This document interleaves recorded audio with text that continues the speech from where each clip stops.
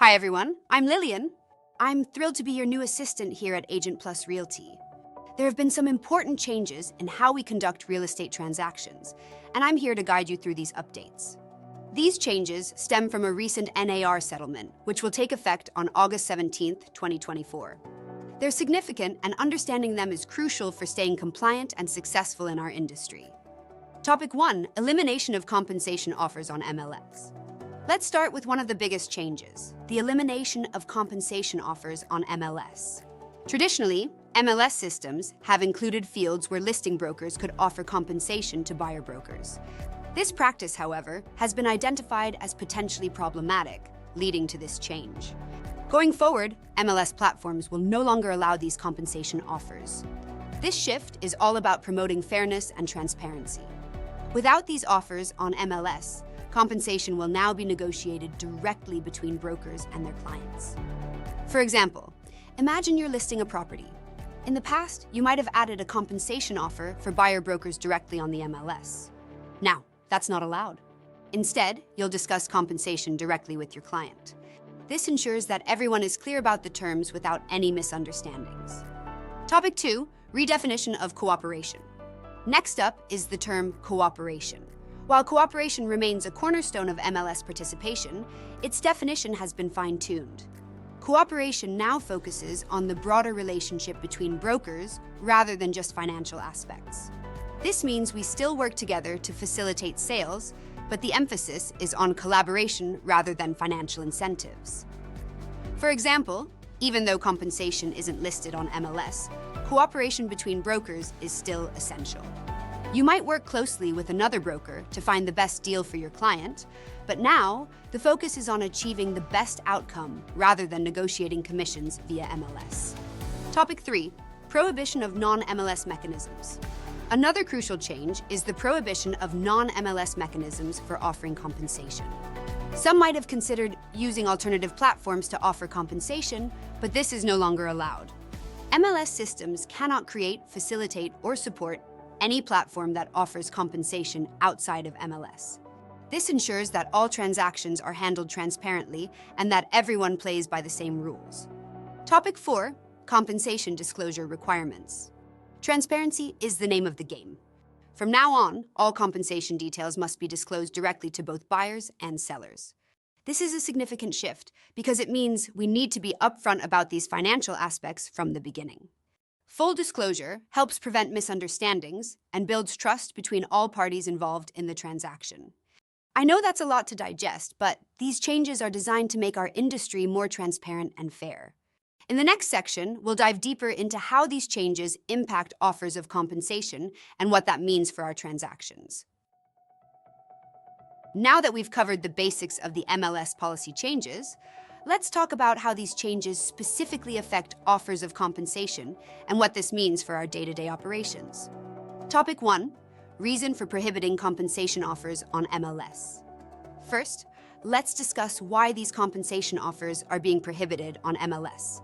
The decision to remove these offers was not taken lightly. NAR recognized that continuing to litigate over this issue could harm our members and their businesses. By agreeing to this settlement, we're avoiding a lengthy legal battle, and instead, we're focusing on how to adapt and move forward. It's important to remember that NAR still believes cooperative compensation is beneficial, but the way we handle it is changing. For example, think about it like this. Removing compensation offers from MLS is like removing price tags from items in a store. Instead of seeing the price up front, you'll discuss and agree on the cost directly with the seller. This approach encourages direct communication and negotiation, ensuring that everyone understands and agrees to the terms. Topic 2, how buyer brokers will be compensated. So, how will buyer brokers get paid now that compensation isn't on MLS? There are several avenues for compensation, and it's crucial that you discuss these options with your clients. Compensation could come as a fixed-fee commission paid directly by the buyer, a concession from the seller, or even a portion of the listing broker's compensation. For example, let's say you're representing a buyer. You could agree with the buyer on a fixed commission for your services. Alternatively, you could negotiate with the seller to cover some of your commission as part of the closing costs. These options are flexible, and it's essential to tailor the agreement to fit your client's needs. Topic 3, impact on transaction negotiation. With these changes, negotiation becomes even more critical. Compensation terms should be clearly outlined and agreed upon at the outset of the transaction. This applies to both buyer and listing brokers. By negotiating up front, you avoid potential conflicts later on and ensure that everyone is on the same page. For example, before taking a buyer to tour homes, make sure you have a clear agreement on your compensation.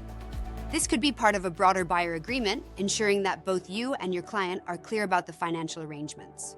This level of clarity is not just a best practice, it's now a requirement. Topic 4, written buyer agreements. Speaking of agreements, let's talk about the new requirement for written buyer agreements. These agreements must be in place before a buyer tours a home. This change is significant because it formalizes the relationship between you and your client, ensuring that compensation terms are clear and agreed upon before any property tours begin. For example, imagine you're meeting a new client for the first time. Before showing them any properties, you'll need to have a written agreement in place that outlines how you'll be compensated. This not only protects you, but also ensures that your client understands and agrees to the terms from the start. These are significant changes, but they're all aimed at improving transparency and fairness in our industry. In the next section, we'll wrap up by discussing the ethical considerations surrounding these changes and the importance of maintaining high standards in our work.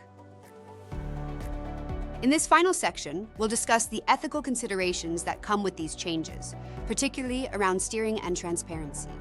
These are crucial elements that ensure we continue to provide the best possible service to our clients. Topic 1, prohibition on steering based on compensation. One of the most critical ethical considerations is the prohibition on steering buyers based on broker compensation. NAR's code of ethics is clear. Steering buyers based on the amount of compensation a broker might receive is strictly prohibited. Our primary responsibility is to our clients, and their best interests must always come first. For example, suppose you're working with a buyer who's interested in several properties. Even if one property offers a higher commission than another, your job is to present all options objectively and help your client choose the best property based on their needs, not your potential earnings. Topic 2, importance of transparency and compensation. Transparency isn't just about following rules, it's about building trust. Under the new guidelines, you must fully disclose any compensation arrangements to your clients. This disclosure is not just a legal requirement, it's also a best practice that helps foster trust and confidence in your relationship with your clients. For example, when you're discussing potential homes with a buyer, be upfront about how you'll be compensated. This might include explaining the different ways you could be paid, whether through a direct fee, seller concession, or part of the listing broker's commission. Being clear from the start prevents misunderstandings later on. Topic 3, adhering to written agreements. As we've discussed, written agreements are now a requirement before a buyer tours a home. These agreements must clearly outline any compensation the broker will receive. This formalizes the relationship and ensures that both parties are clear about the financial aspects of the transaction. For example, before you take a buyer to see a property, sit down with them and go over the written agreement. Make sure they understand all the terms, including how you'll be compensated. This step not only protects you, but also ensures that your client is fully informed and comfortable with the arrangement. That wraps up our discussion on the NAR settlement changes. These updates are significant, and staying informed is key to navigating them successfully. Remember, these changes are all about promoting fairness, transparency, and professionalism in our industry.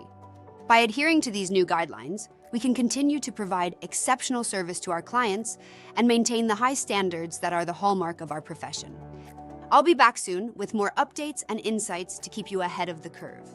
Until then, keep up the great work and continue supporting your clients with the highest level of professionalism. See you soon.